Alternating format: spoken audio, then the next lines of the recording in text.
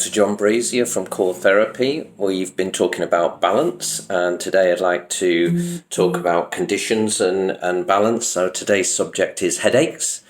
You've probably realized by now that Core's a mixture of modern neurological science and traditional therapy, traditional implementations of symptom recognition, diagnosis, and then treatment.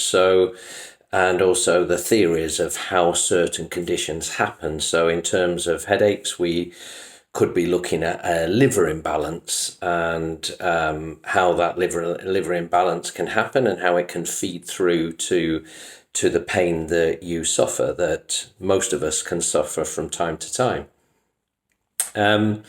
So in terms, it all effectively comes down to blood flow at the end of the day. In fact, virtually all medicine comes down to blood flow. If we have good quality blood and good blood flow get into all the cells of the body, then generally we feel good and we live a good, happy, strong, balanced life. When we have particular influences or restrictions to that flow or the quality of the blood, which will come from your nutrition and your organ's ability to utilize that nutrition and turn it into energy and blood and other things to process the blood through your body, then we get problems. And one of the major problems we get is pain, unfortunately.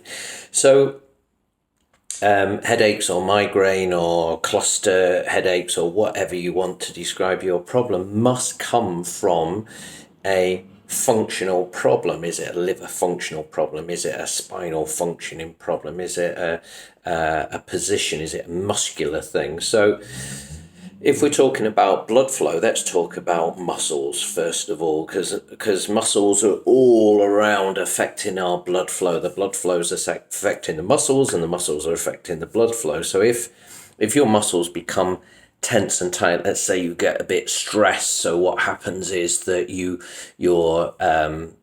reaction, your blood pressure changes and your hormones change, and what happens is your shoulder comes up and you're either going to go into fight or flight because of that stress. So that stress changes your blood pressure. It changes the reaction of how the blood's getting through to the system. So unfortunately, a lot of us, because of our jobs and work and our situations in the world, we're under a lot of stress constantly, whether we make it ourselves or whether it's an external problem that comes into us that puts us into that position. And that tension will dramatically change how the blood flows up into the head area and how it flows out again. It'll also change the lymph flow, whether the toxins are getting out of the system and being washed out of the body.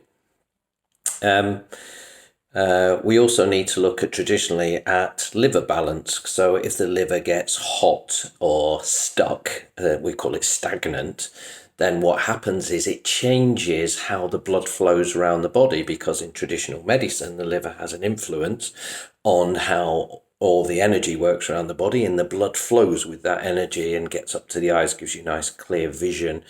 But if it gets stuck, then we can start to suffer with pain. The question is it a liver problem, or is the liver suffering from something else? So in core therapy, we've already talked about this ileocecal valve on the right hand side and how that can increase toxicity in the body. And one of the side effects of that toxicity is the liver has to deal with it in its detoxifying processes. And if it can't deal with the toxins, let's say you're taking in too much sugar into your diet or there's too much stress, then the liver gets hot and angry and we end up with pain in the body. So in an acupuncture terms, the strongest point to treat pain is on the liver meridian down in the foot, because it drains everything out of the body, it gets the blood flowing again. So what's affecting the liver? It can be a spinal fault in the middle around T8, T9, somewhere around there, that can affect the liver. It can be postural. Lots of the physios talk about your posture, and in this case, I would agree with them that if your posture's bad and you're on your computer and you're compressing the liver and you're straining the kidneys, then you're going to get a change in the digestive functioning process of those organs. So we end up with this pain. It can be misalignment of your spine. So when your spine's misaligned, let's say it's too close or too tight to other bones, as your stress increases, this increases the pressure. The blood might be able to flow through the small spaces when you're not under stress, but as soon as you're under stress, this then collapses the blood and your pain comes, and the only way to get rid of that is to go and relax and allow the body to come down, go back into its softer nature so the blood can flow through again. But that's not the answer, because that will keep repeating itself every time you get stressed. So what we have to do is we have to find the root of stress. If it's internal, we have to correct the body, lift, change the position of everything, change the muscles. And we also have to affect your extrinsic working position or the stress that you're under, and start working with you on a more psychological level.